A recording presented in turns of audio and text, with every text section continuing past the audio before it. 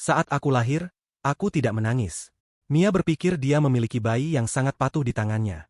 Setiap hari, antara pemberian air susu ibu dan susu formula, hal favoritku adalah menatap langit-langit. Pada mulanya, Mia menganggap anaknya hanya pemalu dan introvert. Dia tidak tahu, alasan aku melamun adalah karena ada antarmuka sistem di kepalaku, yang terus-menerus mendorongku untuk berevolusi. Setelah botol susu yang memuaskan, antarmuka menunjukkan bar energiku penuh. Tapi kemudian, sebuah peringatan baru berkedip di antarmuka dan menyadarkanku. Evolusi pertama terbuka. Silakan pilih jalur evolusi.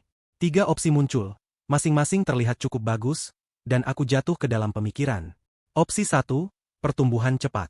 Ini menawarkan peningkatan 10% kecepatan perkembangan, tapi itu tidak cukup menggairahkanku. Opsi 2 dan 3 keduanya meningkatkan stat dasar, dan sulit memutuskan segera mana yang lebih cocok untukku. Dari nama mereka saja, jelas mereka mengarah ke 2 jalur yang sangat berbeda. Setelah 3 detik penuh yang menyiksa, aku teringat kehidupan sebelumku sebagai blogger konten, yang terus diganggu oleh pengikut yang menuntut posting baru. Begadang melewati pukul 3 pagi secara rutin sampai tubuhku aus dan hancur. Itulah saat aku menyadari bahwa tubuh yang kuat dan sehat adalah fondasi segalanya. Jadi aku fokuskan pikiranku ke antarmuka dan memilih jalur evolusi human beast. Stat fisikku melonjak kedua dan aku segera merasakan perubahan merambat melalui tubuhku. Pernapasanku menjadi lebih dalam dan stabil. Pikiranku menjadi tajam, kantuk hilang, dan kemudian perutku menggeram lebih keras dari sebelumnya. Tapi yang benar-benar mengejutkanku adalah penglihatanku. Aku sekarang bisa melihat dengan jelas siaran berita yang diputar di layar LCD di seberang ruangan. Aku menatap lebar mata ke layar dan tanpa berpikir mendorong kepalan tangan kecilku ke mulutku, mengunyahnya dengan bahagia. Tapi tepat saat aku sepenuhnya terserap, layar menjadi gelap. Mia telah mematikannya. Dia juga menarik jari-jari berliurku keluar dari mulut. Dia bingung. Tentu saja bayi baru 1 minggu tidak bisa benar-benar menonton TV. Dia mempelajari aku dengan hati-hati dan memperhatikan mataku tidak biasa cerah dan waspada. Dia mengangkatku dan bergerak menjauh dari layar, sambil berkata, "Tidak ada TV untuk bayi. Itu akan menyakiti matamu." Di dalam, aku berteriak, "Aku ingin menonton." Mataku benar-benar baik. Mia mengharapkan aku meledak menjadi tangisan karena ditolak, tapi yang aku lakukan hanya manyun. Senang, dia membungkuk dan menanam ciuman besar di pipiku. Aku memalingkan wajahku, tanpa kata. Dengan usia mental 17 tahun, aku tidak benar-benar nyaman dengan jenis kasih sayang ini. Tapi Mia menganggap pemalinganku sebagai dorongan dan semakin bersemangat.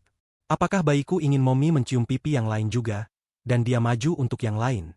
Tepat saat itu, gelombang lapar yang intens menyerangku. Aku membuka mulut dan mengeluarkan 2 tangisan token, lalu kembali tenang dan menunggu dengan sabar sementara Mia menyiapkan formula.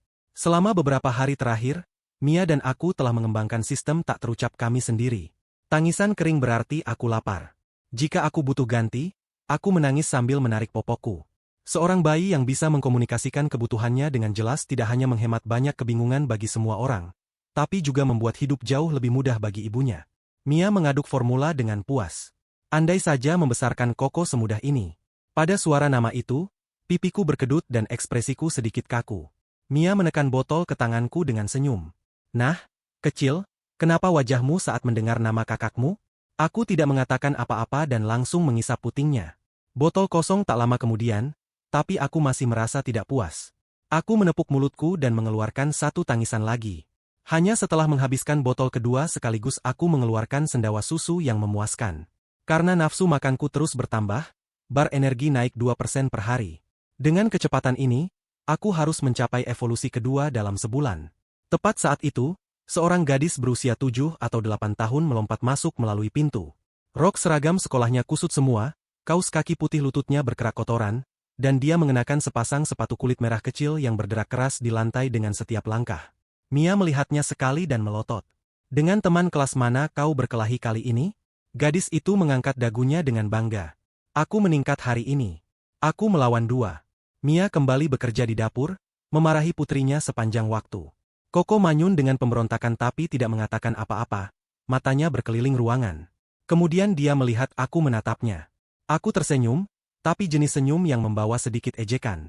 Dia mengeluarkan tawa pendek, menunjukkan taring kecilnya, lalu menggoyang tinjunya padaku, peringatan jelas untuk mundur. Markus masuk tepat saat itu. Dia bergerak untuk mengangkatku, tapi Mia mengerutkan hidungnya pada bau rokok padanya.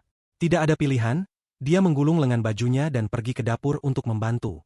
Tak lama kemudian, seluruh keluarga duduk bersama untuk makan malam. Di tengah makan, Markus membuka kulkas dan meraih ke freezer, mengeluarkan beberapa benda kecil yang terlihat seperti permen. Aku mengira itu camilan untuk kucing, tapi Markus menjatuhkan satu ke mangkuk Mia, mangkuk Koko, piring kucing, dan miliknya sendiri. Satu potong masing-masing. Koko menampar sumpitnya sebagai protes. Aku tidak makan itu. Rasanya mengerikan.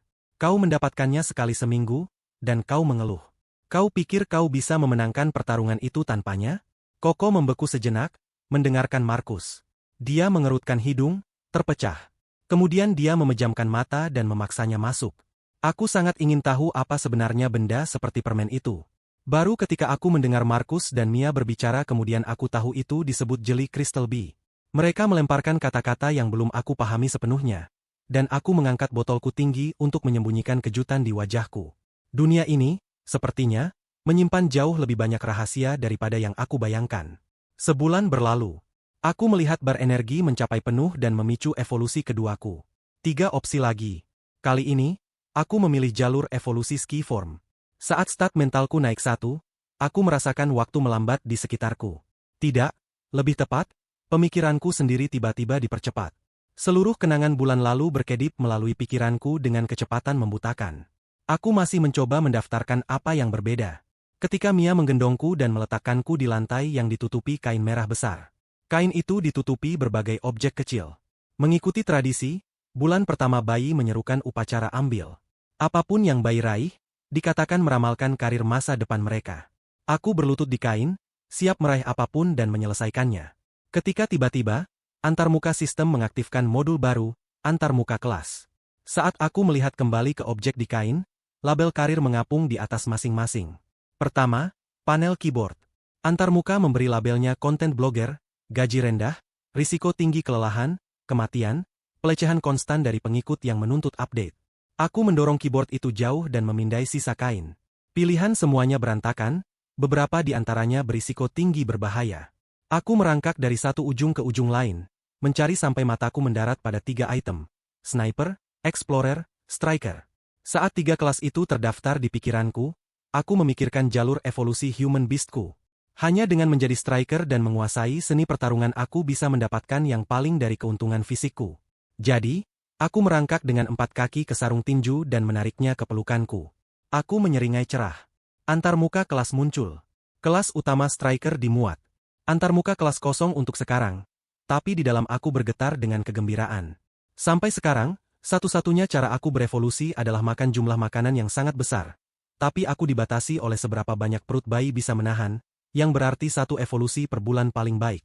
Sekarang, dengan antarmuka kelas, aku bisa belajar keterampilan di atas itu, berevolusi dan mengasah sekaligus. Pikiran saja membuatku menyeringai. Setelah upacara, aku mulai mencari tahu bagaimana mendapatkan keterampilan kelas. Pelatihan striker harus menunggu sampai aku bisa berlari dan melompat dengan benar. Sedangkan untuk antarmuka kelas, koefisien burst dan agility yang tercantum di sana mungkin hanya efektif sekali dibangun di atas dasar fisik yang solid. Mereka membutuhkan fondasi itu untuk berfungsi sama sekali. Bagaimanapun, prioritas utama sekarang masih meningkatkan fisikku. Jadi, untuk bulan berikutnya, aku mendedikasikan diri sepenuhnya untuk minum susu. Setiap hari, itu baik air susu ibu atau botol demi botol formula. Tak lama kemudian, saat bar energi terus naik, aku mencapai evolusi ketiga. Kali ini, aku memilih human beast tanpa ragu. Begitu fisikku cukup kuat, tubuh bayi akan membawa kekuatan harimau, mampu bela diri dan tampak tidak berbahaya secara menipu. Tak seorang pun akan pernah curiga bahwa bayi yang masih pakai popok sebenarnya adalah striker. Dengan stat fisikku sekarang di 3, aku merasakan kekuatan mentah mengalir ke kakiku. Aku menekan kedua tangan ke pagar tempat tidur bayi dan perlahan mendorong diri tegak. Mia masuk ke kamar tepat pada saat itu. Ya Tuhan, bayi berdiri sendiri. Dia bersinar dengan kejutan. Dia tidak percaya bayi berusia 2 bulan sudah belajar berdiri. Begitu pintar. Dia bersorak, meraih untuk menangkapku jika aku jatuh. Dengan Mia ada untuk menangkapku, aku mendorong lebih keras. Tempat tidur keluarga besar menjadi lapangan latihanku. Aku mulai dengan mencoba berdiri tanpa tangan, hanya kaki. Setelah hampir selusin jatuh, aku berhasil tetap tegak, goyah tapi berdiri. Begitu aku punya keseimbangan, aku mencoba mengambil langkah. Pada awalnya, Aku tidak bisa mengontrolnya sepenuhnya. Setiap langkah berakhir dengan jatuh, tapi setiap kali aku mengenai kasur, aku berguling kembali, penuh energi. Mia menonton dari samping, tersenyum hangat saat aku berlatih. Aku melanjutkan selama setengah jam penuh sebelum kelelahan datang. Ketika statusku turun ke 45%, aku jatuh ke kasur dan langsung tidak sadar dalam detik. Evolusi ketiga telah membawa pita suaraku ke pengembangan hampir penuh. Aku akhirnya bisa mulai belajar berbicara. Apa ini bayi? Pengacara. Benar. Begitu pintar. Dia belum membawaku untuk tes apapun, tapi melihat aku menyerap semuanya begitu cepat. Dia semakin yakin dia memiliki jenius di tangan. Membesarkanku baik mudah dan sangat memuaskan baginya. Pikiran itu memenuhinya dengan kegembiraan tenang. Dia tidak tahu, ketika dia membawaku ke ruang belajar, aku bahkan lebih bahagia daripadanya.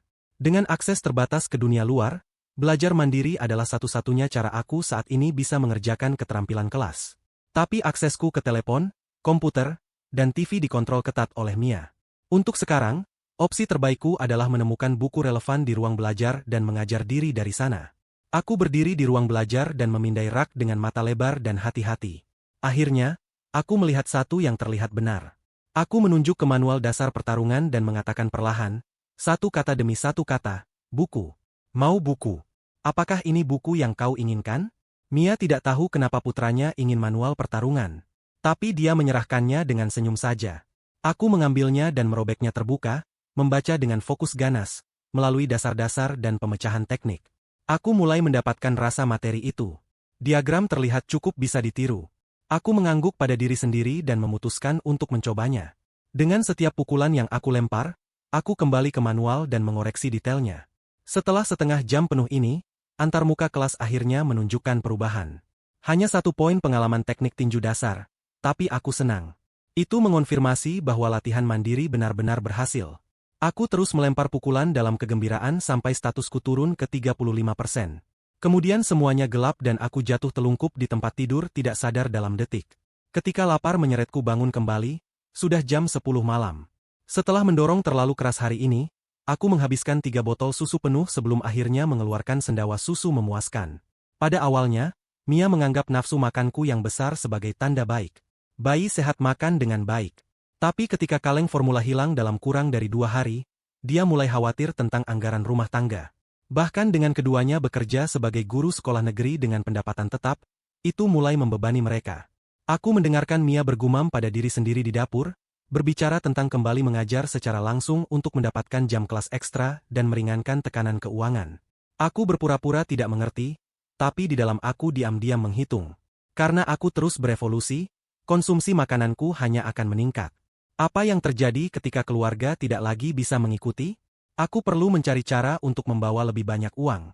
Memang agak dini untuk bayi di bawah 3 bulan berpikir tentang keuangan rumah tangga. Tapi aku akan biarkan itu untuk sekarang. Mungkin kunjungan ke sekolah bulan depan akan memicu beberapa ide. Malam berikutnya, seluruh keluarga berkumpul untuk makan malam. Markus membawa berita baik. Sekolah telah memindahkannya untuk mengajar kelas lanjutan. Dengan posisi itu, pendapatannya akan naik signifikan dan prospek karirnya juga. Markus membuka bir di meja dan minum dengan senyum. Ini benar-benar berita baik untuk semua orang. Kemudian Mia mengumumkan dia akan kembali ke sekolah lebih awal, untuk membantu meringankan tekanan keuangan di rumah. Setelah melihat catatan pengeluaran rumah tangga yang Mia simpan, Markus dengan enggan setuju. Kemudian dia menambahkan, aku juga akan mengajukan aplikasi ke Biro Survei Geologi. Lihat apakah aku cukup beruntung untuk mendapatkan pas lain ke alam gema. Pas alam gema. Ini kedua kalinya aku mendengar kata-kata itu.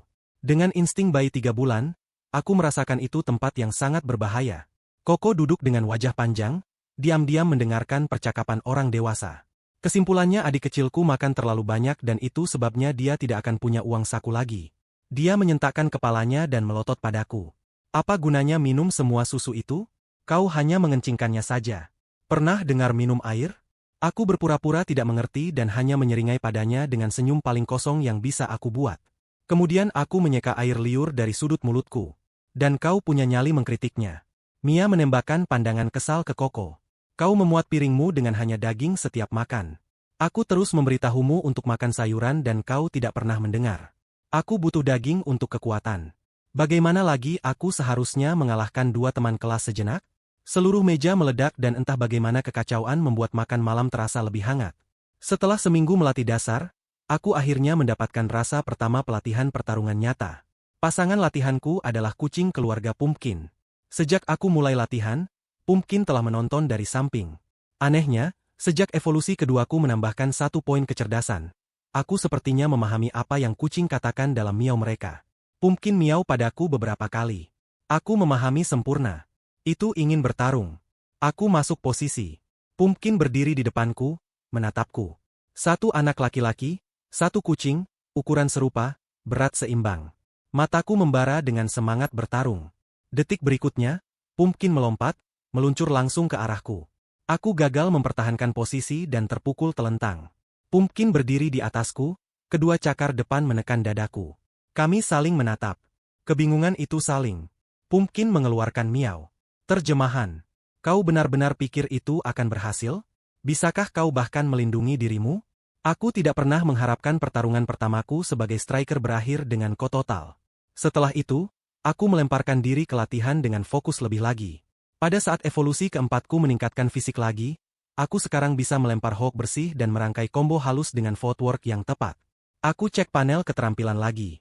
Untuk seseorang yang baru 6 bulan, aku benar-benar puas dengan kemajuan. Dengan kecepatan ini, aku akan menjadi striker level 1 sebelum berusia 1 tahun.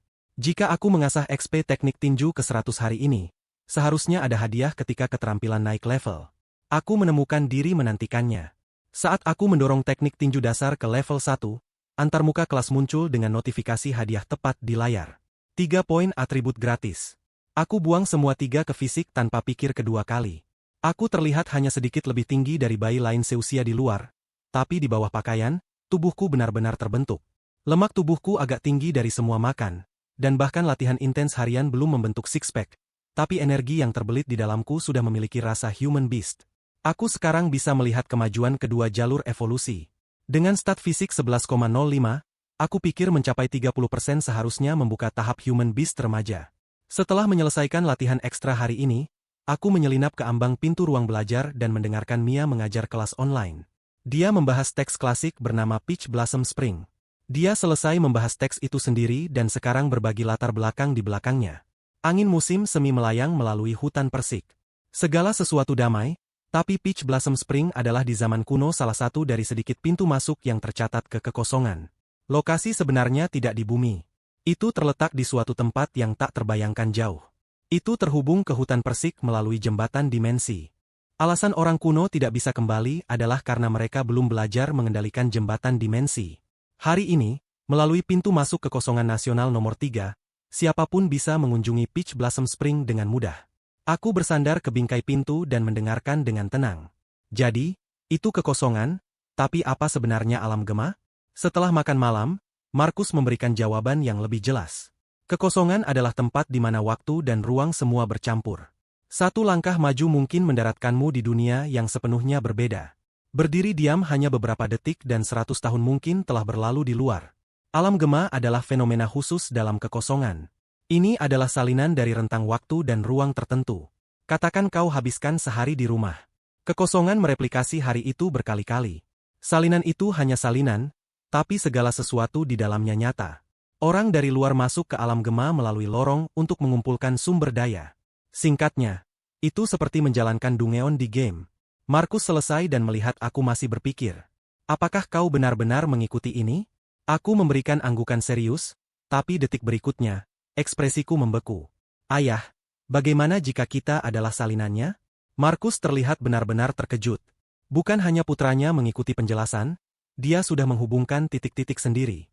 Markus tertawa dan menjelaskan, kehidupan yang disalin runtuh saat mereka meninggalkan alam gema mereka sendiri. Orang dari dunia kita bisa bergerak bebas melalui kekosongan, jadi kita tidak bisa menjadi salinan. Tak lama kemudian, Markus memperhatikan aku memulai latihan harian.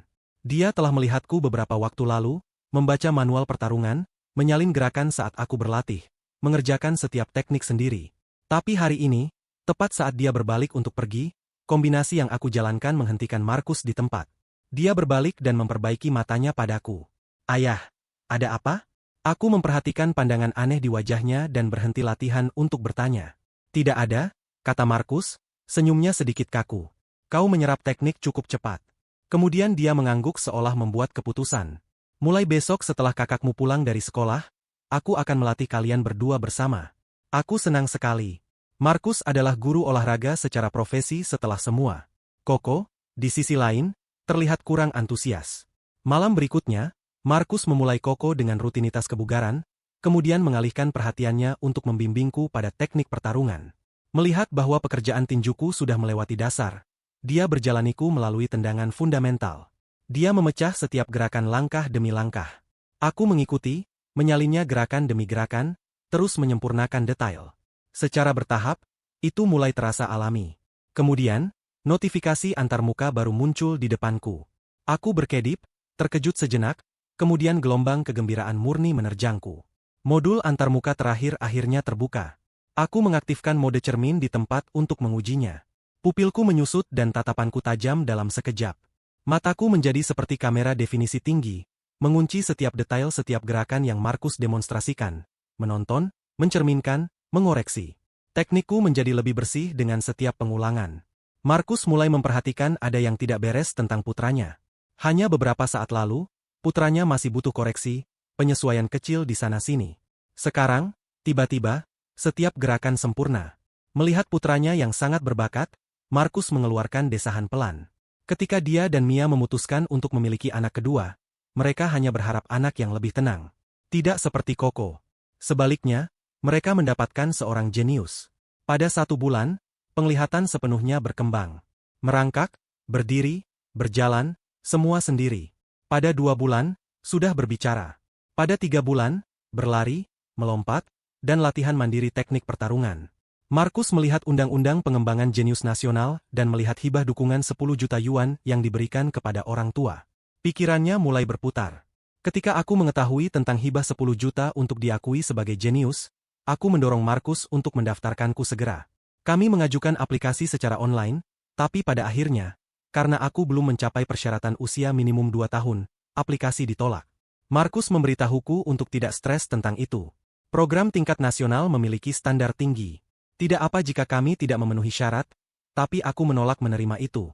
Aku memiliki Markus mengunduh 5 tab materi belajar dan menghabiskan hari-hari di rumah mengasah XP dan mode cermin dengan segala yang aku punya, semua untuk hibah 10 juta itu. Malam itu, waktu suplemen mingguan tiba. Mia mengambil 4 potong jeli kristal B dari kulkas. Saat dia siap membagikannya, aku berbicara. Ibu, bisakah aku punya sedikit itu? Mungkin karena gigiku sudah tumbuh semua dan aku telah menangani ikan dan daging dengan baik. Mia memberiku sepotong miliknya. Benda itu benar-benar seburuk yang Koko gambarkan. Mia memotong sepotong kecil dan melarutkannya dalam air panas. Dan bau yang naik adalah sesuatu yang lain sepenuhnya. Tapi demi evolusi, aku meneguhkan diri. Wajah tegas, napas ditahan, aku menelannya seperti obat pahit. Hanya setelah sepenuhnya masuk aku berani bernapas lagi. Pada awalnya, bau serangga menyebar melalui mulutku dan hampir membuatku muntah. Kemudian gelombang kehangatan mengalir turun ke kerongkonganku dan rasanya luar biasa. Antarmuka memberitahu aku tentang peningkatan bar energi dan angkanya mengejutkanku. 1 potong penuh jeli kristal B beratnya 10 gram. Aku hanya mengambil kurang dari 1 gram dan bar energi melonjak 2%. 1 gram setara dengan jatah formula 1 hari penuh. Makanan dari kekosongan memang luar biasa. Selama 2 minggu berikutnya, aku fokus sepenuhnya pada tendangan dan footwork. Dengan mode cermin berjalan sepanjang waktu, baik teknik tendangan maupun footworkku naik ke level 1, 2 level up itu bersama-sama memberiku 6 poin atribut gratis. Kali ini, aku tidak memasukkan semuanya ke fisik. Melihat catatan di antarmuka bakat tentang mode cermin, tertulis bahwa untuk hasil pencerminan yang lebih baik, kekuatan mental harus ditingkatkan. Jadi aku membuka antarmuka dan memasukkan semua 6 poin ke mental. Sensasinya langsung, seperti seember air es dituangkan ke kepalaku, dingin sampai ke tulang. Kulit kepalaku menjadi kebas. Pembuluh darah di dahiku menonjol. Pikiranku terasa seperti dirobek-robek. Tapi ketika aku membuka mata lagi, seluruh dunia terlihat lebih tajam. Aku mengaktifkan mode cermin sebagai ujian. Aku mulai menirukan miau Master Ginger. Master Ginger memiringkan kepalanya. Aku mencerminkan suara itu tepat kembali. Wajah gemuknya jatuh. Tatapannya mengatakan segalanya. Makhluk berkaki 2 ini menyalin panggilanku, dan itu sangat tidak mengesankan. Dia berbalik dan pergi, tapi tepat saat itu, baris teks muncul di antarmukaku. Setelah mengaktifkan mode cermin dan menyalin hanya beberapa panggilan Master Ginger, entah bagaimana aku telah membuka bahasa kucing. Setelah setengah jam bolak-balik dengan Master Ginger, keterampilan lidah binatang, bahasa kucing, mendapat 2 poin XP. Masalahnya, Master Ginger bukan guru yang hebat. Dia mengulang-ulang beberapa frasa yang sama berulang kali, sama sekali tidak antusias. Aku bertanya-tanya jika aku sepenuhnya berevolusi bentuk ski dasar. Akankah aku mendapatkan kemampuan mengirimkan pikiran secara langsung? Jadi, di samping latihan harianku, aku sekarang punya hobi baru, mengobrol dengan kucing. Waktu bergerak cepat dan musim panas semakin mendekat. Wabah flu musim semi telah mereda. Orang tua di mana-mana menghela napas lega. Pada hari-hari ketika Mia tidak punya kelas online, dia mendorongku keliling lingkungan dengan kereta dorong. Harapannya aku bisa mendapat waktu sosial dengan anak-anak seusia alih-alih menghabiskan setiap hari di rumah berbicara dengan spesies kucing. Dia mulai khawatir. Aku duduk di kereta dorong dan diam-diam mengamati bayi-bayi lain di kereta dorong mereka sendiri. Kemudian, seorang gadis kecil tiba-tiba meledak menangis. Seorang anak laki-laki mengikuti, meraung sama kerasnya. Apapun alasannya, aku merasa mereka sangat berisik. Beberapa ibu memperhatikan aku duduk diam. Tidak menangis, tidak rewel, bahkan tidak mengunyah jari. Mereka memuji Mia. Bayimu sangat patuh, sangat masuk akal. Jika anakku seperti itu, aku akan tidur sambil tersenyum setiap malam. Mia berseri-seri. Setiap orang tua suka mendengar anaknya dipuji. Dia telah memberitahuku untuk tetap rendah profil di luar dan tidak berbicara. Kalau tidak, reaksinya mungkin akan lebih luar biasa. Kemudian salah satu ibu angkat bicara. Mata bayi ini terlihat sangat tajam. Sudahkah kau tes kecerdasannya? Dia bisa jadi jenius. Kau tahu persis. Aku membaca bahwa banyak jenius menunjukkan tanda-tanda pada usia 1 atau 2 tahun. Mendengar ini, Mia mengibaskan tangan dengan gugup. Dia masih mencari kata-kata ketika salah satu ibu mendekati kereta dorong. Dia mengangkat satu jari dan bertanya dengan senyum cerah. Ini berapa? Jawab benar, dan Bibi akan memberimu permen. Semua orang menunggu jawabanku. Bagaimanapun, untuk bayi yang baru berusia 6 bulan memahami pertanyaan dan mengucapkan bahkan beberapa kata saja sudah cukup bukti kecerdasan luar biasa. Aku mengabaikan kerumunan penasaran sepenuhnya dan memalingkan wajah ke arah kucing liar yang meringkuk di dekat bedeng bunga. Dengan bersemangat, aku memanggilnya. Para ibu menatap dengan kecewa kolektif. Mia, di sisi lain, mengembuskan napas lega pelan. Kucing liar itu menoleh pada suara, tidak menemukan yang menarik, lalu kabur. Meski begitu, tidak kekurangan kucing liar di lingkungan ini.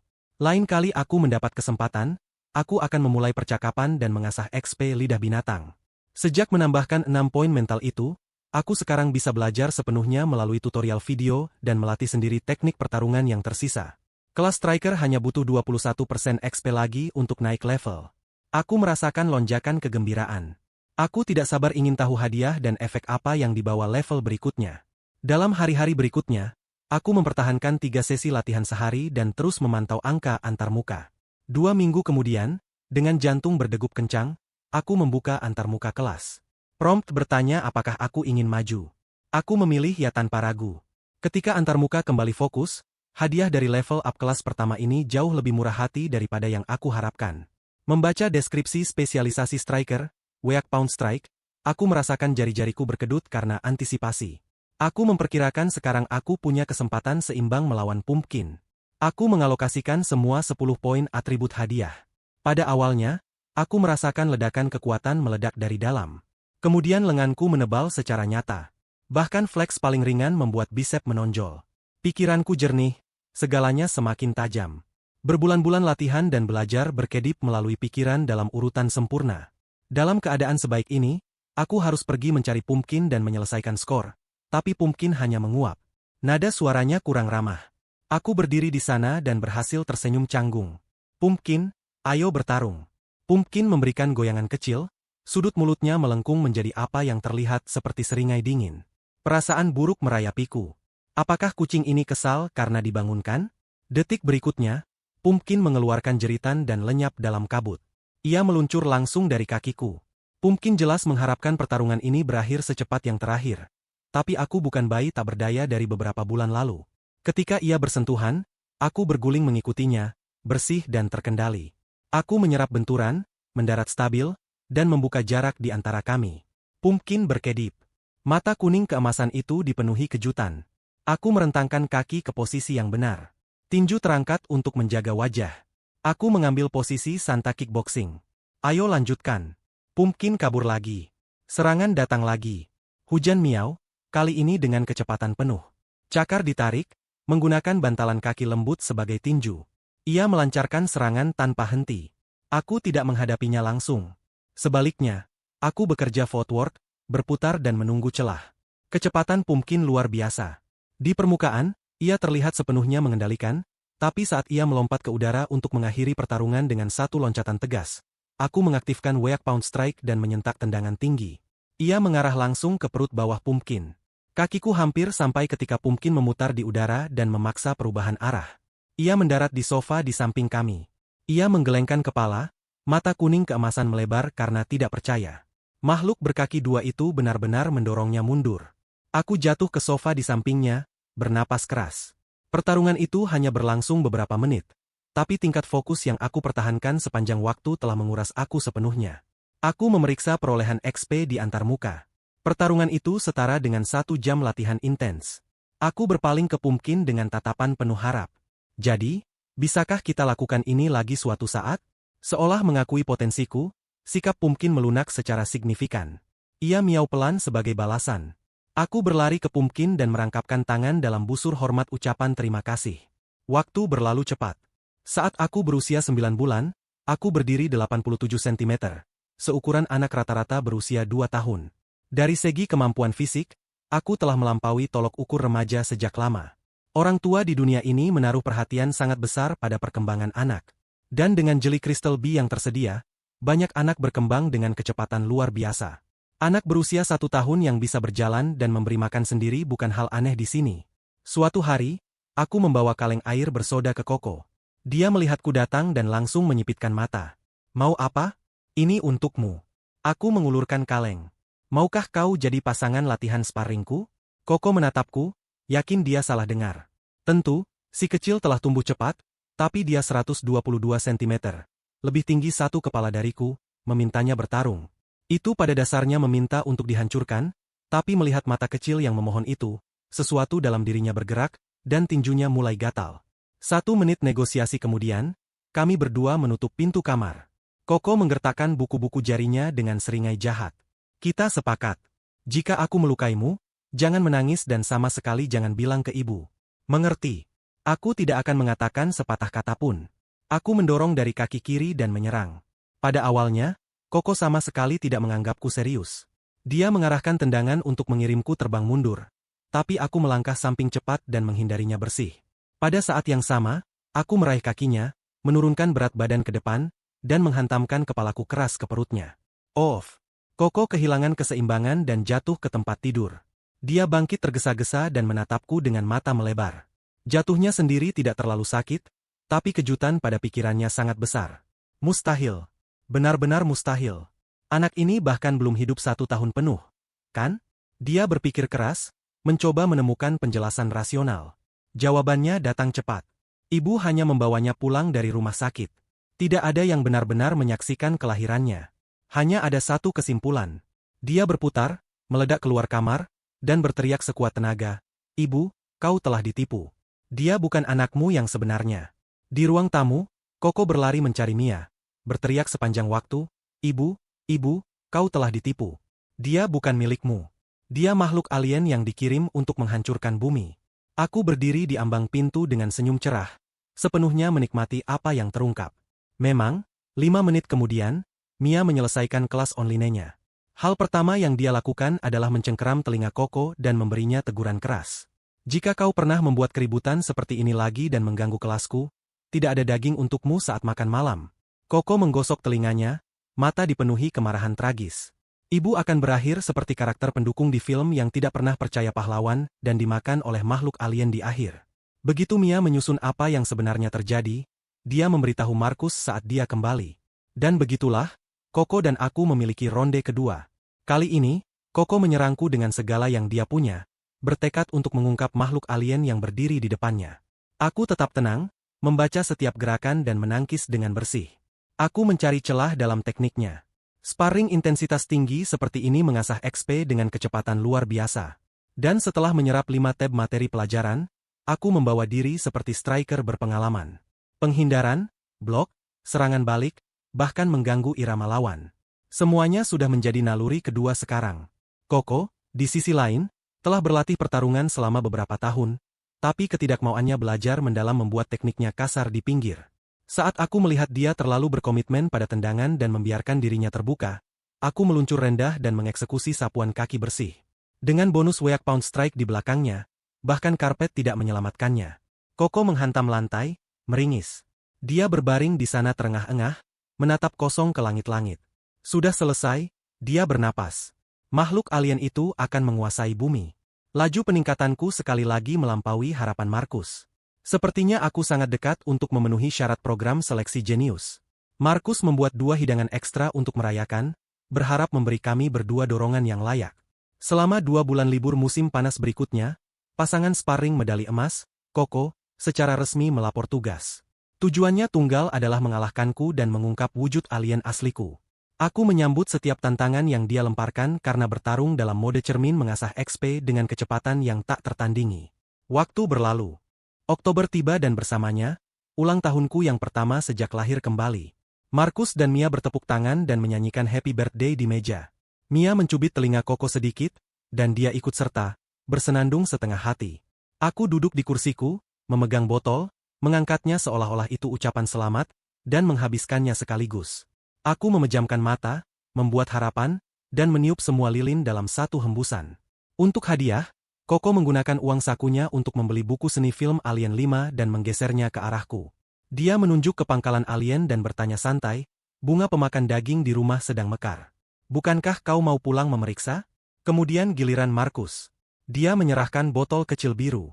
Kelihatannya seperti minuman suplemen kalsium dari iklan, tapi ketika aku melihat labelnya, tertulis grade 1 Essence Tonic. Markus menyeringai. Minum langsung. Ini lebih mudah diserap daripada jeli Crystal B. Aku berterima kasih kepada semua orang dan menenggak tonik itu sekaligus. Gelombang sejuk menyegarkan menyebar dari kerongkonganku sampai ke ujung kaki. Bar energi memberikan 2 poin atribut langsung. Kemudian beberapa notifikasi lagi muncul berturut-turut, setahun penuh mengasah, dan pencapaian besar pertamaku akhirnya terbuka. Dengan 30 poin fisik, aku sekarang setara dengan pria dewasa yang aktif secara fisik. Aku membuka deskripsi hadiah detail. Di antara semua spesialisasi bakat keterampilan saat ini, bentuk binatang memberikan dorongan kekuatan tempur terbesar. Kemudian aku memeriksa hadiah bakat pasif. Predator. Ini bakat non-combat. Tidak bisa di level up, tapi bisa ditumpuk tanpa batas. Mulai sekarang, setiap hari latihan dikombinasikan dengan bakat predator berarti pemulihan lebih cepat dari kelelahan dan kerusakan fisik. Aku menutup layar hadiah dan memfokuskan mata pada tonggak evolusi berikutnya. 30 poin setara dengan dewasa sehat. Jadi 100 poin pasti batas mutlak manusia. Dan untuk bentuk ultimate, bisakah itu sesuatu yang melampaui batas tubuh manusia sepenuhnya? Tapi saat ini, satu kata muncul di pikiranku. Luar biasa. Dengan tujuan baru di depan, aku merasa termotivasi lagi. Tonggak pertama selesai. Seberapa jauh tonggak kedua sebenarnya? Malam itu, aku menjalankan tes penuh kemampuan fisik yang telah berevolusi. Markus berdiri di samping merekam semuanya di ponsel. Apakah kekuatan, lompatan, atau sprint 100 meter atau tes kecerdasan yang menyusul? Setiap hasil jauh di atas ambang batas program seleksi jenius. Markus hampir tidak percaya putranya baru berusia 1 tahun dan sudah memenuhi semua persyaratan program. Dia mengunggah semua materi aplikasi tepat saat itu juga. Kami memanggil Mia dan memberitahunya aplikasi diterima. Keluarga duduk dengan antisipasi tenang, menunggu respons resmi. Tepat ketika kami semua mengira kantor sudah tutup untuk hari itu dan harus menunggu sampai besok. Ada ketukan di pintu. Apakah Tuan Markus ada di rumah? Saya dari kantor pendaftaran. Pada saat yang sama, email masuk ke kotak masuk. Itu mengonfirmasi bahwa perwakilan ada di depan pintu. Mereka datang langsung kepada kami. Itu cepat. Markus memverifikasi kredensial pengunjung sebelum membiarkannya masuk. Pengunjung itu adalah Direktur Grant, Wakil Direktur Divisi Pengembangan Bakat Lanjutan Departemen Pendidikan Provinsi. Begitu pintu tertutup, Direktur Grant membahas detail aplikasi dengan Markus dan Mia, lalu bertanya di mana KAI kecil. Markus menarik napas dan membuka pintu kamar. Anaknya telah cukup lama rendah profil. Sudah waktunya menunjukkan apa yang dia buat. Direktur Grant melihat anak di depannya, lincah di kaki, artikulasi dalam bicara, lalu melirik kembali ke berkas di tangannya. 1 tahun. Dia telah melihat lebih dari cukup anak berbakat dan pikir dia sudah siap. Tapi saat ini, dunia terasa agak absurd. Dia mengajukan beberapa pertanyaan padaku, mengonfirmasi identitasku dan niatku untuk melamar. Kemudian dia melanjutkan mendaftarkan detailku. Begitu pendaftaran selesai, dia meraih ke dalam tas dan mengeluarkan jam tangan pintar dengan layar elektronik. Dia memintaku memakainya, tapi saat aku melakukannya, aku mendapati aku tidak bisa melepasnya. Direktur Grant tersenyum dan menjelaskan, kunci gaya adalah langkah pengamanan. Begitu seleksi selesai, itu akan terlepas secara otomatis dan akan dikumpulkan kembali setelahnya. Dia selesai berbicara dan melirik ke lemari sepatu di dekat pintu masuk.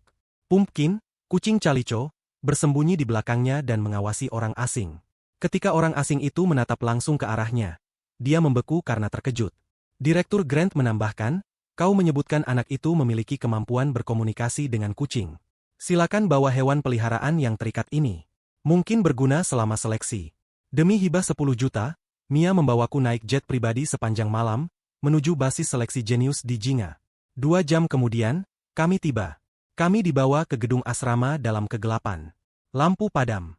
Aku mengira semua orang seharusnya sudah tidur. Tapi saat kami melangkah masuk, kami menemukan 2 anak, mungkin 6 atau 7 tahun, saling berhadapan dalam standoff. Ketegangan terasa nyata. Satu berdiri dengan tangan di pinggang, memegang botol air, dan menyatakan dengan sombong, aku bisa kencing 5 bisakah kau? Anak lain mengerutkan mulut dan menyedot 2 aliran ingus panjang kembali ke hidung. Mengunyah dengan puas, dia balas, aku bisa makan ingus mentah, 2 sekaligus. Kalahkan itu. 2 jenius kecil memamerkan bakat mereka. Tak satu pun bisa mengalahkan yang lain. Ini imbang. Di tengah standoff mereka menyadari beberapa orang telah masuk gedung. Keduanya langsung kabur. Direktur Grant memanggil cepat. Tunggu, di mana Dr. Wendy?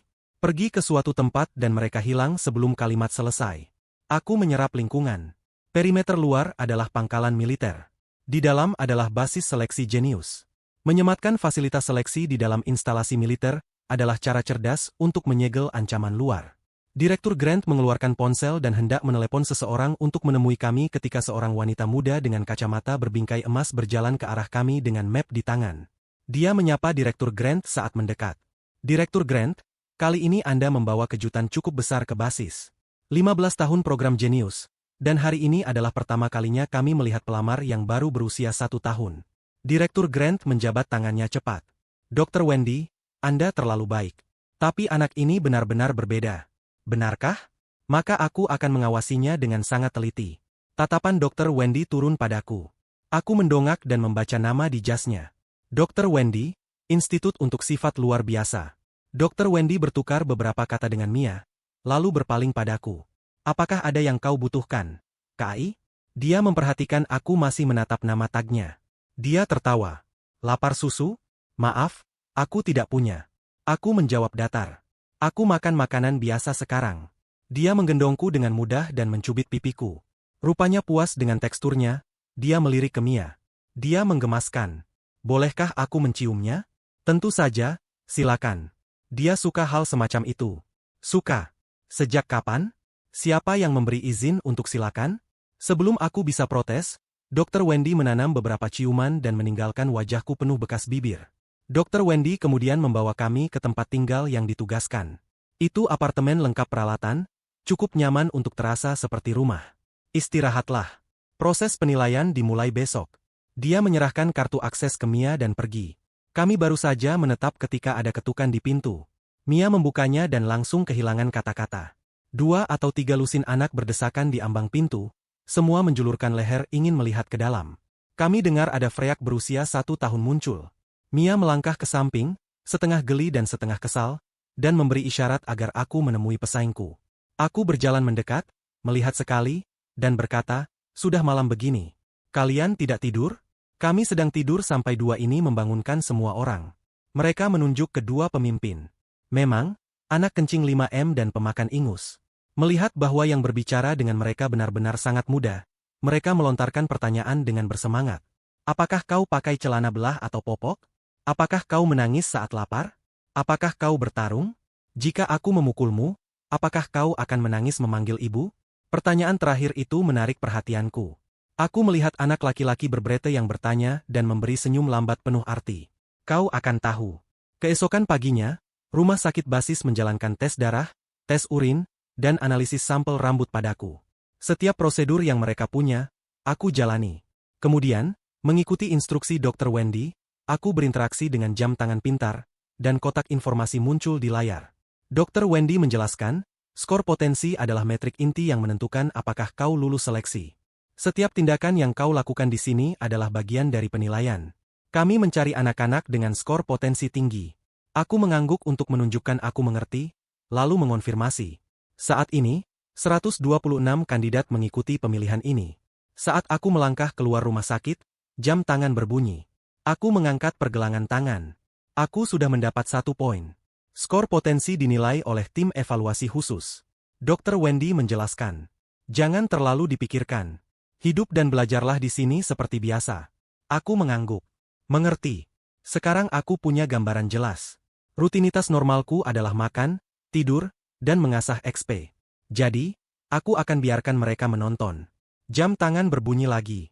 Aku mengira seleksi akan berupa ujian, tes fisik, mungkin pertarungan di ring, tapi hal pertama dalam jadwal adalah kelas. Saat aku melihat nama mata pelajarannya, aku langsung bersemangat. Pelajaran hari ini, metode kultivasi pikiran. Di kelas kecil, guru berambut putih menjelaskan dasar-dasar metode kultivasi pikiran. Keempat siswa di ruangan baru tiba, dan 3 lainnya sudah wajah familiar. Anak kencing 5M, pemakan ingus, dan anak berbrete. Ketiganya hampir tidak memperhatikan.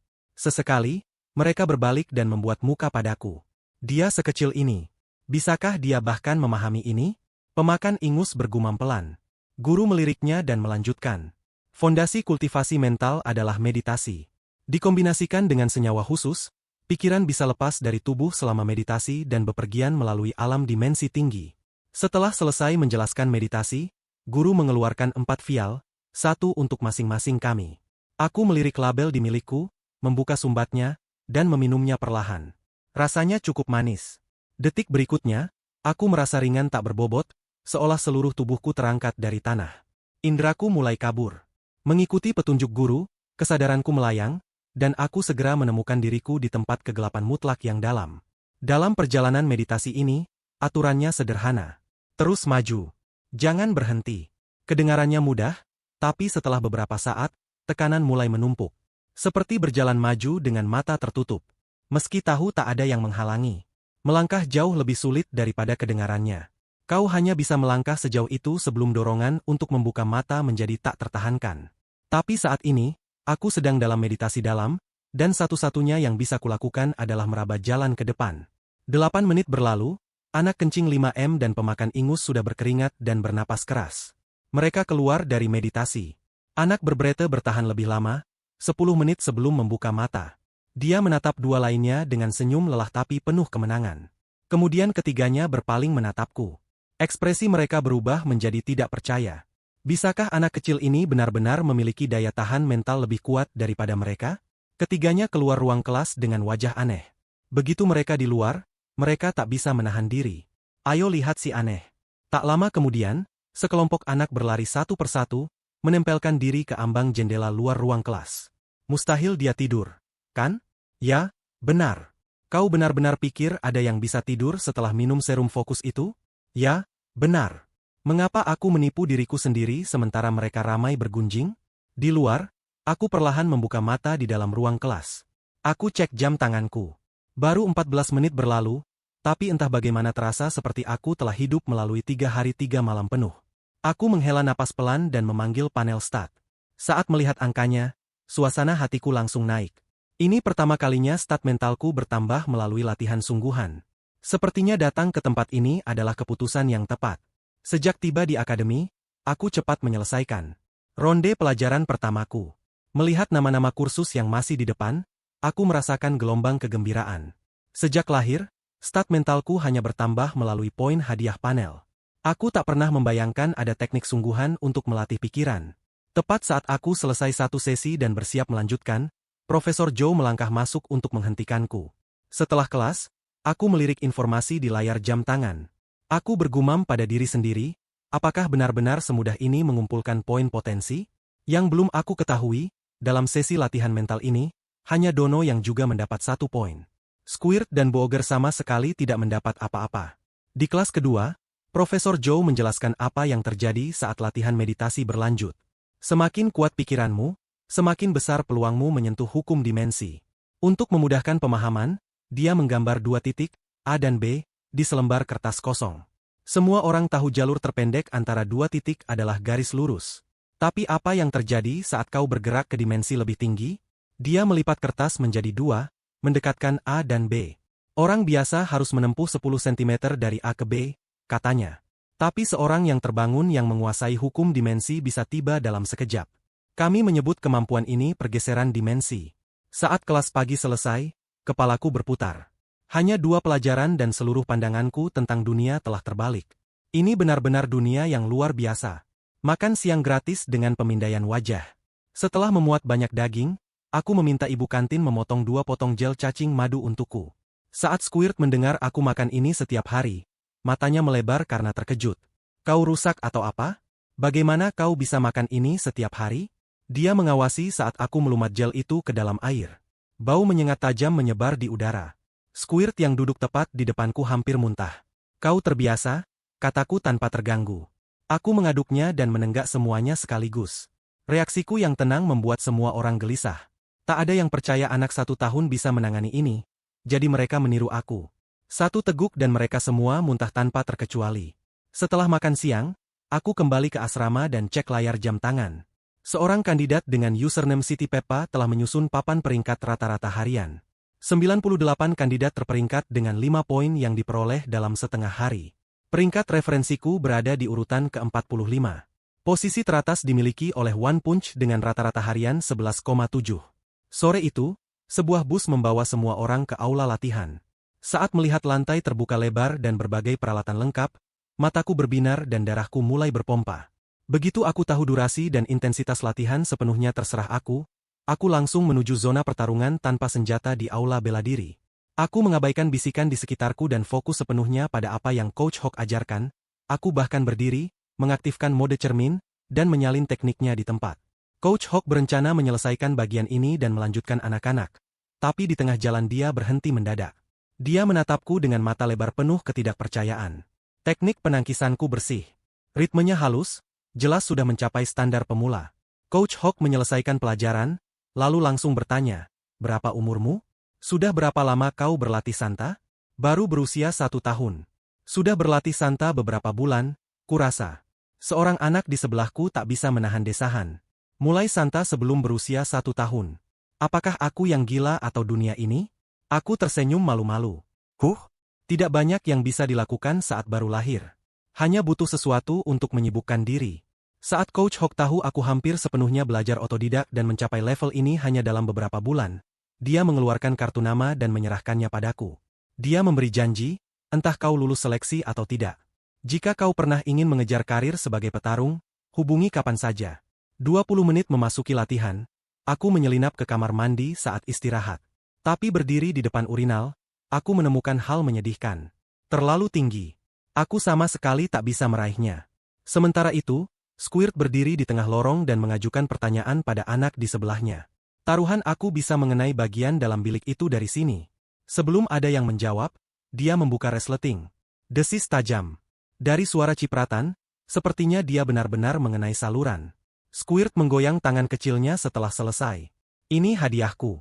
Tak terkalahkan di seluruh Jiangha. Karena sebagian besar anak di sini masih kecil dan stamina mereka terbatas, mereka istirahat setelah waktu singkat. Tapi aku memanfaatkan setiap momen dengan pelatih profesional. Coach Hawk sabar, menunjukkan kekurangan dalam teknikku. Aku memanfaatkan kesempatan untuk menjalankan semua dasar. Saat latihan selesai, aku cek panel kelas. Laju peningkatan memuaskanku. Saat sesi pertarungan tanpa senjata mereda, semua orang berkumpul di tengah aula. Ronde sparring akhirnya akan dimulai. Beberapa pelatih berdiri di pinggir ring sebagai pengawas keselamatan. Begitu aturan diumumkan, petarung dari berbagai gaya bertabrakan di platform dengan intensitas nyata. Menonton petarung dari begitu banyak gaya berbeda untuk pertama kalinya, aku merasa mendapatkan sesuatu setiap kali melihat. Dengan mode cermin aktif, setiap kali aku melihat gerakan bagus, aku mempelajarinya di tempat. Dalam mode cermin, kecepatan belajarku luar biasa. Panel kelasku terus memperbarui angka baru. Setelah beberapa ronde di platform, semua petinju stand-up sudah jatuh dan kalah. Kalian semua payah. Saatnya menunjukkan cara yang benar. Squirt mengambil posisi tinju dan melangkah ke platform. Dia memanggil seorang pegulat. Pegulat itu menyeringai dan menyerbu. Squirt menutup jarak, memutar pinggang, mendorong pinggul, dan mengayunkan pantatnya. Dia mengirim pegulat itu terbang bersih keluar platform. Squirt menepuk pinggang kecilnya dan menyeringai. "Hah! Aku bisa mengenai 5 m melawan angin. Kau benar-benar pikir aku takut jarak dekat?" Seluruh aula menjadi sunyi. Mulutku berkedut. Semua orang yang masuk akademi punya sesuatu yang istimewa. Aku memikirkan apakah harus mempelajari pukulan stand-up. Setelah mempertimbangkannya, aku memutuskan tetap dengan Santa, tapi aku juga harus mempelajari beberapa teknik gulat untuk mempertajam permainan groundku. Aku sudah cukup lama menonton. Saatnya giliranku. Dengan pikiran itu, aku berdiri dan melangkah naik ke platform. Saat aku melangkah naik, keheningan turun. Tak ada yang mau maju. Setelah jeda panjang, membaca ekspresi wajah mereka, aku tahu alasannya. Setelah berpikir sejenak, aku tersenyum dan berkata, "Siapa saja yang mau tukar 3 gerakan denganku?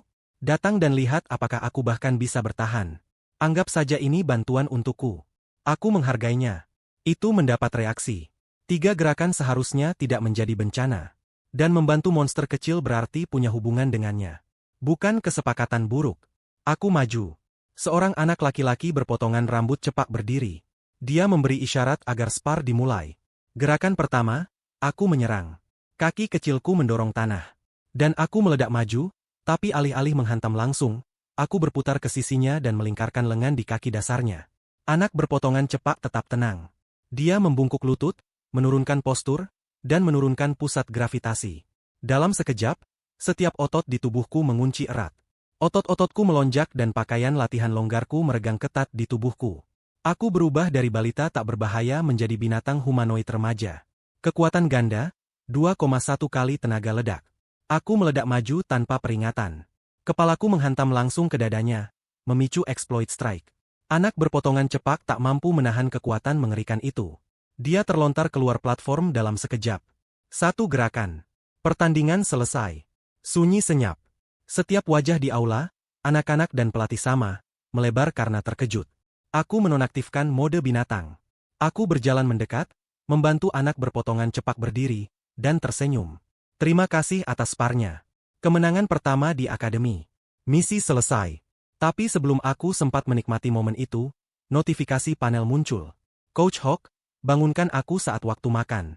Kata-kata itu keluar dari mulutku dan semuanya menjadi gelap. Aku langsung jatuh pingsan sebelum menyentuh lantai, mendengkur dengan tenang. Saat aku bangun, aku sudah kembali di asrama. Aku cek jam tangan. Poin potensiku melonjak naik 9 poin.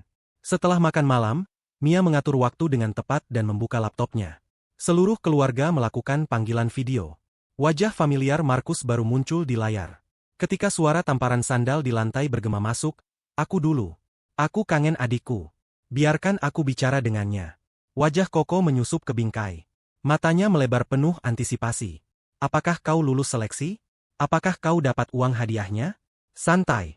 Hasil paling cepat baru keluar 2 atau 3 bulan lagi." Aku melambaikan tangan seperti tetua berpengalaman. "Jangan buru-buru. Belajar rajin di sekolah. Berperilaku baik di rumah dan jangan bikin ayah kesal." "Mengerti. Mengerti." Koko mengangguk patuh, lalu perlahan menyadari ada yang aneh. Kenapa terasa seperti adik kecilnya sedang mengguruinya? Setelah panggilan selesai, aku duduk mengerjakan pekerjaan rumah.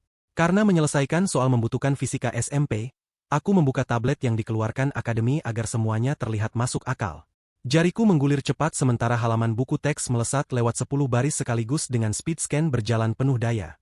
Semua buku teks SD selesai dalam 2 jam. Aku langsung membuka buku teks fisika SMP. Saat membaca, aku teringat video dari soal pekerjaan rumah. Seorang yang terbangun membekukan air dalam gelas seketika, lalu melelehkan dan menguapkan es itu sama cepatnya. Mereka bahkan memanggil angin mengamuk di dalam ruangan tertutup. Bagaimana menjelaskan itu? Setelah mempelajari semua materi fisika, dengan mengandalkan stat mental 27,1, aku berhasil menangkap konsep kunci dengan mudah. Suhu dan perpindahan panas. Aku tidak mendekatinya dengan penalaran fisika standar. Sebaliknya, aku membangun teori logis dengan menganyam prinsip hukum dimensi. Setelah mengirim email ke Profesor Zhao, Aku segera menerima persetujuannya. Tepat saat itu, notifikasi muncul di aplikasi tablet. Skor tertinggi sebelumnya, One Punch, rata-rata 11,7 per hari. Aku telah menggantikannya dengan rata-rata harian 19. Angka gila itu turun dan kolom komentar meledak. Banyak yang bilang itu palsu. Kemudian, tanpa peringatan, One Punch sendiri muncul di komentar. Bagian itu langsung sunyi. Kau hampir bisa merasakan keheningan mengejutkan yang menyebar di setiap layar. Jadi, 19 poin itu mungkin nyata.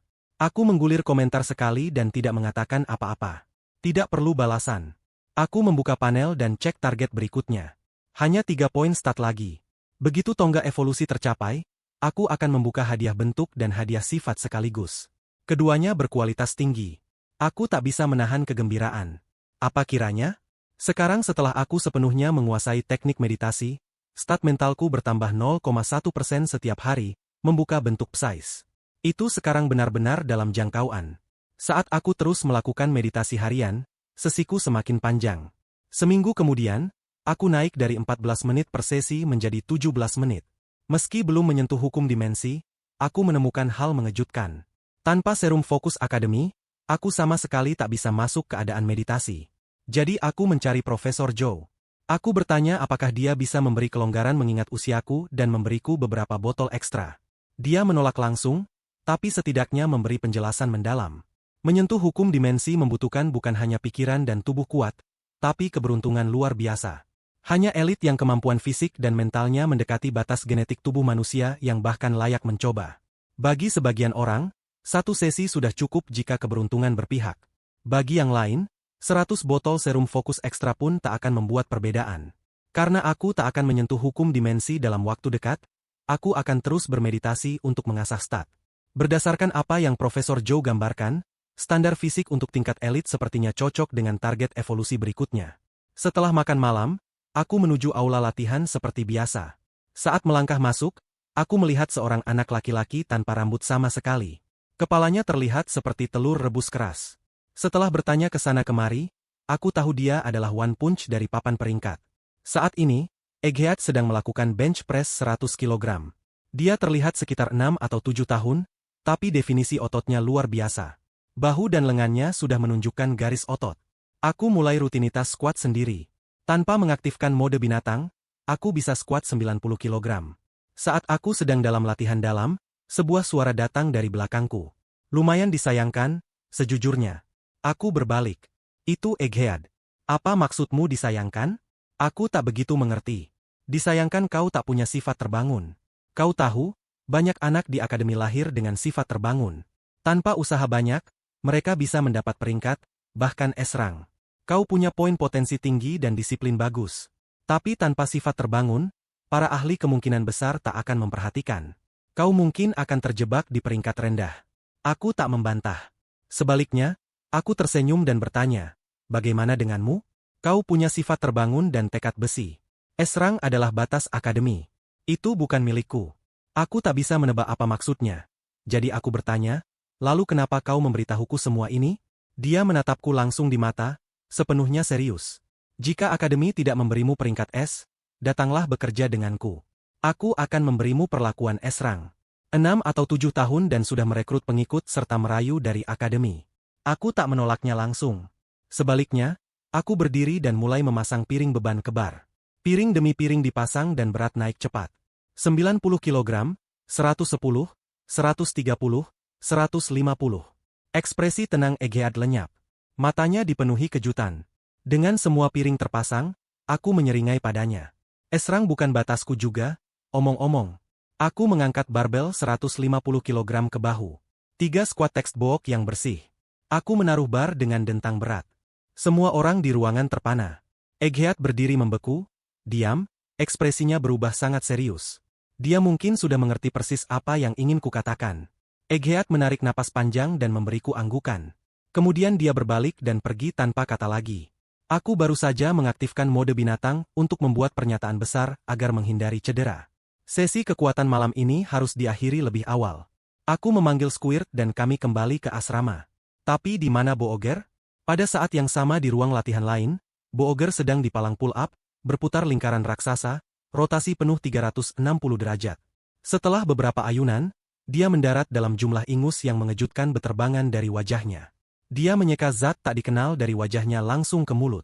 Dan dengan wajah puas, dia bergumam, "HM, cukup yakin aku baru saja menjadi lebih kuat." Tak lama kemudian, minggu baru dimulai. Sebagian besar program minggu kedua fokus pada bertahan hidup di alam liar. Aku cepat mempelajari pelatihan eksplorasi luar ruangan dan memperoleh beberapa keterampilan solid. Tapi bahkan setelah itu semua, panel kelas Explorer masih belum terbuka. Bagaimanapun, aku harus mengamankan Psice untuk tonggak evolusi dulu. Semua yang lain bisa menunggu. Dan begitulah, semuanya jatuh ke tempatnya. Pengukur pemurnianku terisi lagi, dan aku mendapat 2 poin stat lagi. Aku memasukkan keduanya langsung ke stat mental. Panel berkedip, dan hadiah muncul sekaligus. Seperti hadiah Juvenile Humanoid Beast sebelumnya. 1 bentuk, 1 sifat. Aku langsung mengetuk untuk deskripsi lengkap. Bisa mengaktifkan overdrive sesuka hati, aku sangat puas dengan itu. Kemudian aku cek deskripsi untuk sifat gabungan, hadiah Predator. Sama seperti stat fisikku, stat mentalku sekarang mendapat bonus baik pada laju pertumbuhan maupun kecepatan pemulihan. Melihat seluruh panel dan semua yang telah kubuka, aku merasakan rasa pencapaian yang tenang. Pada saat yang sama, aku berpikir jika stat fisik dan mentalku pernah mencapai 100, aku mungkin akan memenuhi syarat untuk mendorong menuju menjadi Awakened. Melakukan perkiraan kasar, aku akan bidik tonggak itu sebelum berusia 3 tahun. Begitu anak-anak menguasai keterampilan alam liar dengan baik, pelajaran tentang Veil juga dimulai. Keesokan harinya, aku mengemasi peralatan yang dikeluarkan akademi, membawa pumpkin, dan naik bus akademi. Setelah melewati perangkat yang terlihat seperti portal ruang dan waktu, aku disambut langit biru, awan putih, 3 matahari dengan ukuran berbeda, angin menderu, dan rumput yang seluruhnya ungu. Kami sekarang berdiri di tengah dataran terbuka luas. Profesor Joe angkat bicara untuk menyapa semua orang. Ingat, misimu adalah bertahan hidup di sini selama 1 bulan. Temukan sumber daya berharga dan bawa kembali ke titik awal. Jika kau menderita cedera serius atau menghadapi ancaman nyawa, kami akan menarikmu keluar, tapi itu dihitung sebagai kegagalan misi. Dari sini, kau bebas bergerak sesukamu. Bergabung tim, pergi sendiri, bekerja sama, atau bersaing. Semuanya terserah kalian. Begitu dia selesai, anak-anak berpencar ke segala arah. Dengan stat fisik 30,3, kakiku yang kecil membawaku dengan kecepatan mengejutkan. Pumpkin memimpin di depan saat kami menuju pepohonan di depan. "Hei, tunggu. Tunggu aku.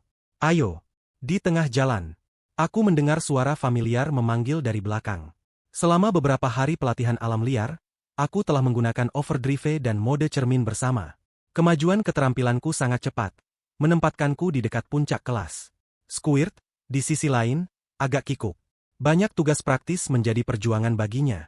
Jadi saat kami memasuki Remnant, dia memutuskan untuk menempel pada orang yang lebih kuat. Memang, dia datang. Dengan senyum tanpa malu di wajahnya, berlari kecil untuk menyusul. Kami baru berlari menuju pepohonan selama setengah menit ketika Squirt tiba-tiba terkesiap. Pumpkin tersentak pada jeritan mendadak itu. Aku juga merasa ada yang salah. Dan berputar. "Ada apa?" Squirt mengeluarkan tabletnya dan mengetuk-ngetuk. Wajahnya muram. "Tidak ada sinyal di sini. Aku punya pertandingan ranket yang dijadwalkan.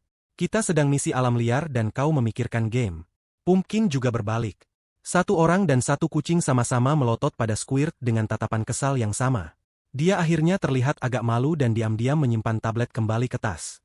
Tiba-tiba, aku mulai bertanya-tanya apakah rekan tim ini lebih menjadi beban daripada aset. Mungkin kami harus berpisah. Aku hanya 1 tahun. Aku benci memperlambatmu. Squirt panik mendengar itu. "Jangan tinggalkan aku. Aku bisa membantu. Aku hebat memancing. Metode umpanku unik." "Apa maksud memancing?" tanyaku, berpura-pura tidak tahu. "Kau taburkan umpan di air dan ikan datang padamu. Umpanku lebih baik daripada apapun." Itu menarik perhatianku. "Baiklah, katakan, apa umpanku?" Squirt menyeringai. "Aku hanya kencing di air dan ikan langsung gila." Umpan kencing. Aku merasakan sesuatu bergeser di dalamku. Tidak yakin itu pergeseran yang baik. Aku mencoba sekali lagi dengan lembut. "Lihat, aku hanya 1 tahun. Aku benar-benar akan menghambatmu. Kami tidak cocok." "Tidak, tidak, tidak." Squirt buru-buru menambahkan. "Aku juga membawa anjing pemburu binatang rohku. Dia pasti berguna." Aku memperhatikan Golden Retriever kecil yang mengikuti kami dari kejauhan. Lidah terjulur, terengah-engah sambil berlari kecil. Itu anjing pemburu air. Sangat cepat di air. Dan kakakku bilang, Remnant yang diatur akademi memiliki rating bahaya yang sangat rendah. Tidak perlu terlalu khawatir tentang pertarungan. Kakakmu pernah ke sini. Dia datang tahun lalu. Juga mendapat peringkat. Aku mengangguk. Mengingat Squirt punya informasi berguna tentang tempat ini. Aku akhirnya setuju membiarkannya bergabung. Dengan itu selesai, kami berdua masuk ke hutan bersama. Kami baru saja masuk pepohonan. Ketika Pumpkin di depan mengeluarkan jeritan tajam, peringatan. Seekor babi hutan kecil, keabu-abuan ungu, meledak keluar dari semak. Ia melihat kami sekali dan kabur. Squirt langsung berteriak, babi hutan itu berbahaya. Kita harus menangkapnya. Aku meminta Squirt dan Golden Retriever menutup sisi kami jika ada babi hutan lain mengintai di bayangan. Kemudian aku mengeluarkan pisau dan mengejar Pumpkin. Beberapa pukulan dan babi hutan itu roboh. Squirt melihat babi hutan yang jatuh dan mengembuskan napas lega. Kakakku memperingatkanku tentang makhluk-makhluk ini. Sangat licik. Suka melakukan penyergapan, mereka menunggu sampai kau berbaring dan tertidur. Jika kakimu terbuka saat tidur, ia langsung menyerbu di antara keduanya. Aku tak bisa menahan wajah meringis. Hanya mendengarnya saja sudah membuatku secara naluriah tegang. Kakakmu. Tunggu, kakak laki-lakimu. Dia baik-baik saja sekarang. Ya, baik. Kurasa dulu dia suka bersaing denganku soal akurasi. Sekarang tidak lagi. Ada tips untuk menghadapi makhluk-makhluk ini? Ingat saja untuk selalu rapatkan kakimu saat tidur. Squirt dan aku menemukan tempat di lereng dekat sungai. Punggung menempel pohon besar. Kami mulai membangun tempat berteduh. Bekerja sama, kami mendirikan struktur kayu sederhana. Agak berangin, tapi cukup untuk 1 malam. Aku langsung bekerja pada babi hutan dengan pisau, menguliti, mengeluarkan darah, dan memotong-motongnya. Aku menyiapkan panci, merebusnya, dan menambahkan sedikit garam.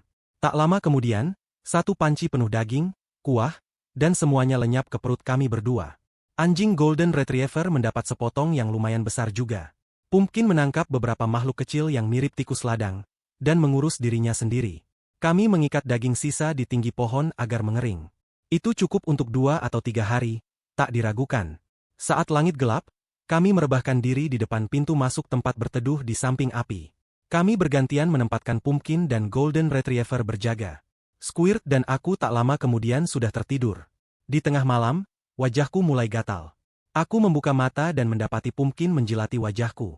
Aku langsung mengerti. Ada yang mencuri daging kami. Golden Retriever juga sudah sadar. Berlari masuk untuk membangunkan Squirt. Aku memberi isyarat agar diam. Aku diam-diam membangunkan Squirt dan memberitahunya. Kami berempat, 2 anak kecil, 1 kucing, 1 anjing, merayap keluar tempat berteduh tanpa suara. Kami bergerak menuju pohon tempat daging digantung. Aku bisa melihat sesuatu sudah memanjat pohon, hampir sampai ke daging. Squirt meraih batu, siap melempar. Ada yang terasa tidak beres bagiku. Aku menghentikannya. Aku menyalakan senter dan mengarahkannya ke atas pohon. Seorang gadis kecil berada di sana, menempel rata di dahan tanpa mengeluarkan suara sedikitpun. Sinar senter menyambarnya. Dia menegang, lalu perlahan menunduk. Dia memberi senyum yang sama-sama canggung dan sopan. Kalian menangkapku. Di luar pintu masuk tempat berteduh, Squirt melotot pada gadis yang baru saja mencoba mencuri daging kami. Dia sempat mencoba kabur tadi. Squirt makan tanah saat mengejarnya, tapi akhirnya berhasil menjatuhkannya. Mulai bicara. Kenapa kau mencuri daging kami? Gadis itu terus tersenyum. Kekesalan Squirt bertambah. Karena aku tidak punya apa-apa untuk dimakan. Dia menunduk, jelas malu. Kejujuran belak-belakan itu membuat Squirt menatapnya tanpa kata.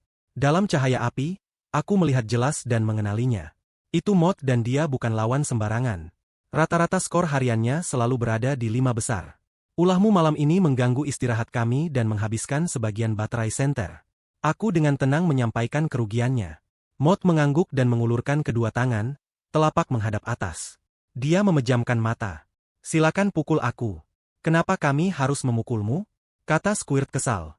Kalau mencuri dan ketahuan, ya dipukul. Bukankah semua orang tahu itu? Kami tidak akan memukulmu, tapi kau berutang atas kerugian ini. Jika kau menemukan sumber daya berharga, itu boleh. Kalau tidak, anyaman rumput yang kau pakai itu jadi milik kami. Moth secara naluriah menarik anyaman rumputnya lebih erat.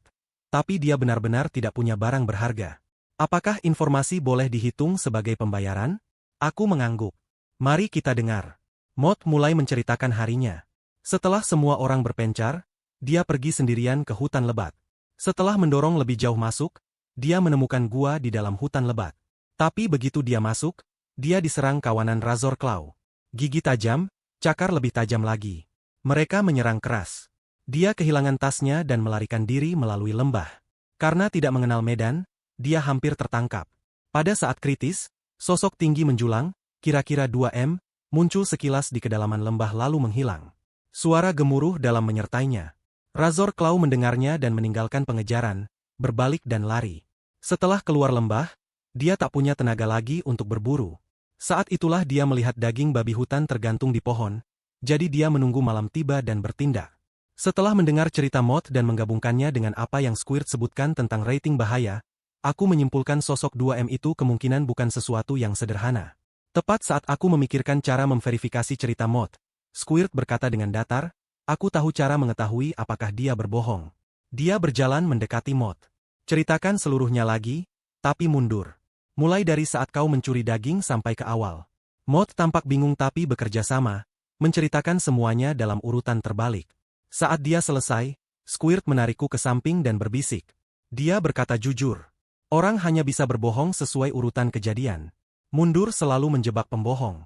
Dari mana kau belajar itu? Ayahku yang mengajari. Suatu kali dia pulang dari perjalanan kerja dan aku bilang aku belajar sepanjang waktu. Dia menyuruhku menceritakan semua yang kulakukan secara mundur. Aku mendekat. Lalu apa? Senyum Squirt membeku. Lalu dia memukul bokongku. Aku berjalan kembali ke Moth. Kau boleh pergi.